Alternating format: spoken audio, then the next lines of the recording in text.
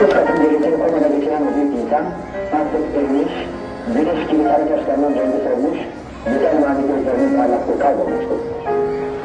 Ertesi sabah 10 Kasım 1938 sabahı Atatürk birdenbire gözlerini açarak yanındakilerden saatin kaç olduğunu sordu. Saat 9'dur. 5 dakika sonra saat 9.05'te Türk milletinin kurtarıcısı eşsiz kahraman Atatürk hayata gözlerini yumdu. Bütün Türkiye gözyaşlarına boğulmuş, Türk milleti kahraman ve vefakar bir evladını kaybetmişti.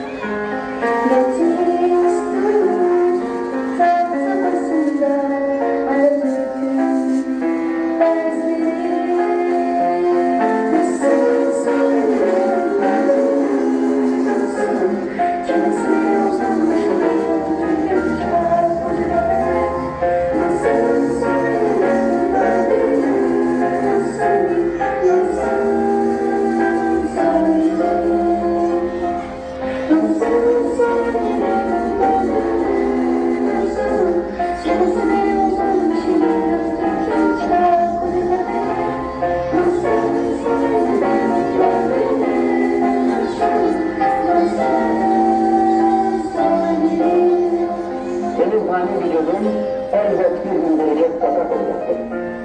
Senin fani vücudun aramızdan ayrıldı. Fakat sen varlığında yaşıyorsun ve benimle yaşayacaksın. Yolundan ayrılmayacağız, izindeyiz. Evrimlerine ve ülkelerine bağlıyız. Kurduğun bu eseri, yüksek ilimlerin ışığı altında daha ileri getirmeye hamdetsin. Ne mutlu Türk kendine. Ata, ne biçimde yaz.